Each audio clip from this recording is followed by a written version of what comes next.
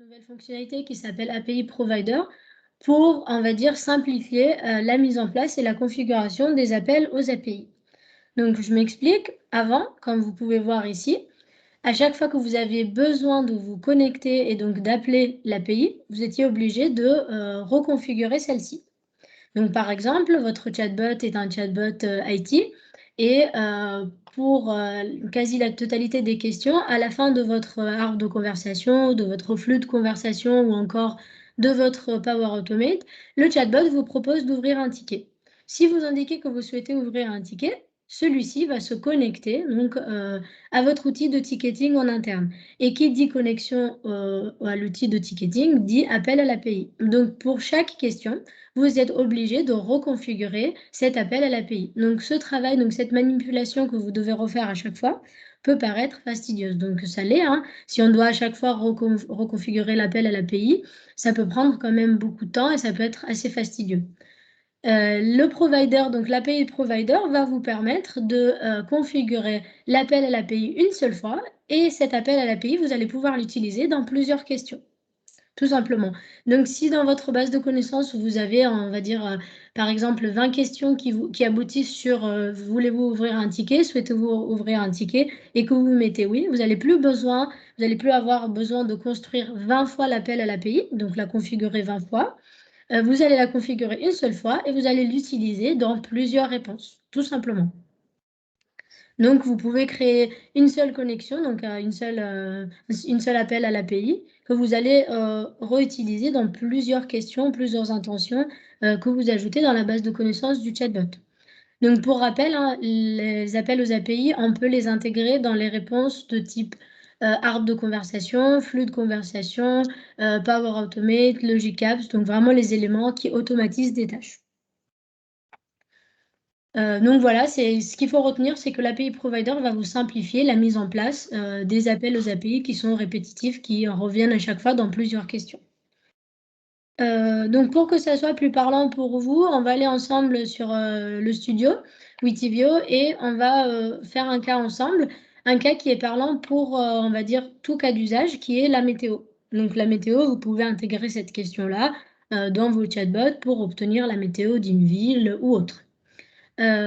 Pour les personnes qui me connaissent, vous savez que j'ai un profil plutôt fonctionnel et pas technique, donc je vais faire la démo. Si jamais vous avez des questions un peu plus techniques, plus poussées, ou alors que vous imaginez déjà un cas d'usage, n'hésitez pas à revenir vers moi ou vers l'équipe Witivio pour qu'on vous aide pour la mise en place des appels aux API. Hop. Donc, ensemble, on va aller sur le Virtual Agent Studio. J'ai préparé donc mon environnement de démo, je suis sur un chatbot de démo et la nouvelle fonctionnalité se trouve dans l'onglet Outils, Provider d'API, tout simplement. Donc ici, vous allez venir ajouter un nouveau provider, tout simplement parce que vous avez besoin de mettre en place l'appel à une API que vous allez venir utiliser un peu plus tard dans vos questions. Je me répète, c'est tout simplement pour que ce soit un peu clair pour tout le monde. Comme je vous ai dit, je vais utiliser l'exemple de la météo. Donc ici, je vais cliquer sur Ajouter et je vais commencer à configurer mon API Provider. Je vais le nommer tout simplement pour le reconnaître. Hein. Si plus tard, vous allez mettre en place plusieurs providers, vous le nommez tout simplement pour le reconnaître plus facilement. Donc celui-ci, je vais le nommer Météo tout simplement. Et ensuite, vous allez commencer à configurer votre appel à l'API. Pour les personnes qui ont l'habitude d'utiliser les API, qui ont un minimum de connaissances autour de ce sujet, vous savez que vous avez une documentation qui va avec votre API, votre URL d'API. Donc, l'API qu'on va utiliser pour la météo, dans la documentation, hein, tout simplement ici, m'indique que le verbe est un get. Je clique sur suivant et ensuite ici je vais venir ajouter l'URL. Donc l'URL de la même manière, je la récupère ici depuis la doc de mon API. Hop. Donc ici, une fois que j'ai collé l'URL, que j'ai ajouté l'URL, je ne vais pas l'ajouter tant que tel, il va falloir que je change certains éléments.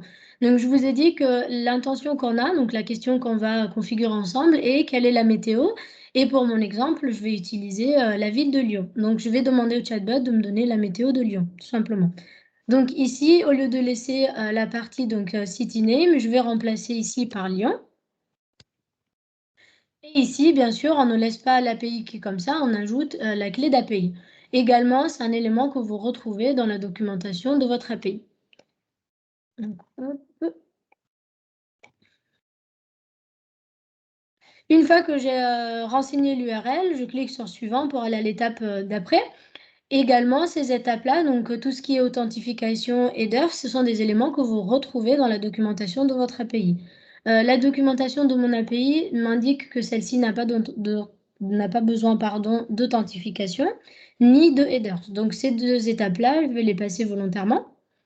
Et j'arrive ensuite sur le schéma de retour de mon API, donc la réponse de mon API.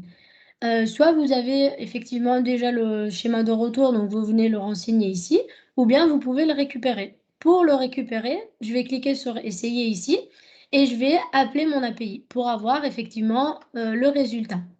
Comme vous pouvez voir ici, j'ai obtenu mon retour d'appel à mon API. Je vais tout simplement copier ce schéma et je vais venir ici le coller. Avant de le coller, vous voyez ici en gris, c'est indiqué qu'il faut qu'il ait ce schéma-là. Donc, soit vous avez déjà récupéré le bon schéma et vous le collez, ou bien vous pouvez l'importer ici pour le convertir. Donc, je vais cliquer sur importer. Je vais tout simplement coller le retour de l'appel à l'API que j'ai eu tout à l'heure et je le convertis. Donc, vous voyez que la plateforme fait le travail de convertir la réponse de mon API sous forme du schéma demandé, tout simplement. Ici, je clique sur suivant et mon provider d'API est prêt. Donc là, pour le cas, à nouveau, je me répète, ce cas-là concerne la météo. On aurait pu faire exactement la même chose pour l'ouverture de tickets. Donc, vous configurez un provider d'API d'ouverture de tickets que vous allez venir utiliser tout à l'heure dans vos réponses à chaque fois sans devoir recommencer et recréer l'appel à l'API. Hop. Donc, une fois que vous avez configuré votre provider d'API, on aura besoin de l'utiliser effectivement dans nos réponses.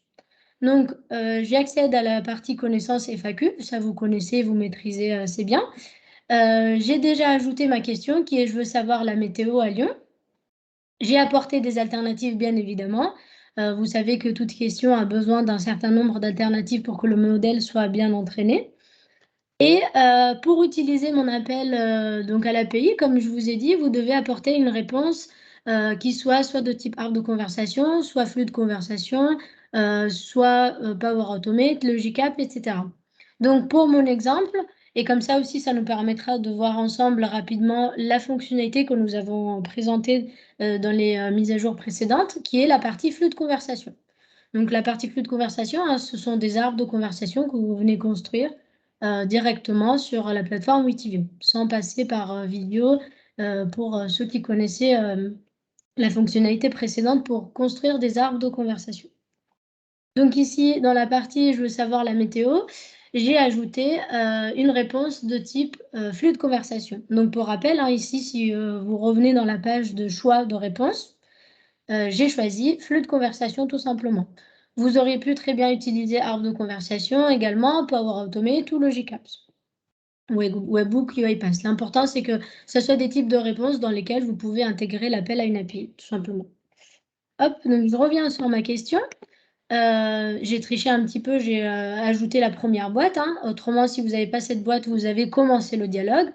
Vous commencez votre dialogue et vous ajoutez donc votre réponse. Avant de nous donner tout de suite la météo, j'ai simplement ajouté un message. Hein, donc le chatbot, il me dira un instant, par exemple, je recherche.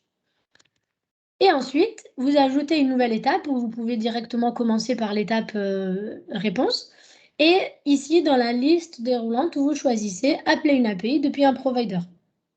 Tout simplement parce qu'on a besoin d'utiliser le provider que nous avons configuré ensemble auparavant. Donc ici, appeler un provider, je clique sur ajouter et vous allez avoir un menu, donc une liste déroulante avec tous les providers que vous avez configurés. Pour donc Marie, notre chatbot démo, j'ai configuré un seul API provider avec vous qui s'appelle Météo, donc je vais le sélectionner. Si jamais on avait déjà configuré d'autres providers en amont, on aurait eu donc une liste avec tous les providers disponibles et vous choisissez celui dont vous avez besoin. Donc je me répète encore une fois, admettons que vous ayez configuré également l'API provider pour l'ouverture de tickets. Vous allez avoir ici un autre provider qui s'appelle par exemple ticketing ou autre. Donc ici, hop, j'ajoute. Ici, je fais appel effectivement à mon provider d'API, mais ça ne suffit pas parce que le chatbot ne sera pas capable lui-même de donner une réponse. C'est à nous de construire la réponse, donc ce qu'on souhaite que le chatbot réponde une fois qu'il a été récupéré la réponse. Donc là, concrètement, le chatbot va me donner la météo dans la ville que je lui demande, donc à savoir Lyon, parce que vous vous souvenez, on l'a indiqué dans l'URL de l'API. Et ici, il faut qu'on configure une réponse pour que le chatbot réponde, par exemple, la météo à Lyon et la température à Lyon et etc. Donc, c'est ce qu'on va faire ensemble. Ici, je vais choisir tout simplement envoyer un message à l'utilisateur et je vais apporter mon texte. Donc, pour la démo, la phrase que je vais mettre est la température est de... Hop. Et ici, vous devez appeler votre API, bien évidemment. Donc, on va ouvrir les variables disponibles et on choisira donc la température parmi les variables présentes. Main temperature. Vous voyez, donc la température est de... Hop. Ici, on va voir, grâce à l'appel à l'API qu'on vient de configurer ensemble, la température dans la ville. Donc là, on va mettre à hop, Lyon. Hop. Je sauvegarde ici ma réponse, tout simplement. Vous pouvez bien évidemment continuer votre arbre de conversation. Simplement pour la démo, on va s'arrêter là parce que ce qui nous intéresse, c'est d'avoir la température dans la ville qu'on lui a demandé. Hop, je sauvegarde. Ensuite, vous connaissez la procédure. En dehors de la partie API Provider, ça reste quelque chose de classique. Donc, on va venir entraîner notre modèle pour que le chatbot assimile ce qu'on vient de lui apprendre. Et donc, une fois que le modèle est entraîné, je vais venir tester tout simplement ma question pour vous montrer le résultat. Hop. Donc, je veux savoir la météo et le modèle que j'ai entraîné pour le début de la démo est à Lyon. Donc, je vais demander la météo au chatbot à Lyon et si tout va bien, le chatbot me répond. Donc, vous vous souvenez, dans notre flux de conversation, on a mis une première boîte qui dit un instant je recherche, donc pour que l'utilisateur patiente. Et ensuite, j'ai la réponse. Vous voyez, le début de phrase, c'est celui qu'on a construit ensemble. Simplement, ici, les degrés sont en Fahrenheit. Hein. Il faudrait choisir une autre variable pour que celle-ci soit en degrés Celsius, par exemple, ou alors vous pouvez faire la conversion. En tout cas, ce que je souhaitais vous montrer ici, c'est qu'on a bien la phrase qu'on a, nous, ajoutée manuellement, et on retrouve ici les degrés. Si, par exemple, on décide de laisser les degrés en Fahrenheit, on pourrait très bien revenir ici sur notre flux de conversation et améliorer. Donc, la température est de, hop, on peut mettre par exemple degrés Fahrenheit à Lyon. On sauvegarde, hein, comme vous savez. Et soit vous retestez depuis le flux de conversation, soit vous revenez ici. Donc, je veux savoir la météo à Lyon. Hop. Et j'ai ici la température est de 262 degrés Fahrenheit à Lyon.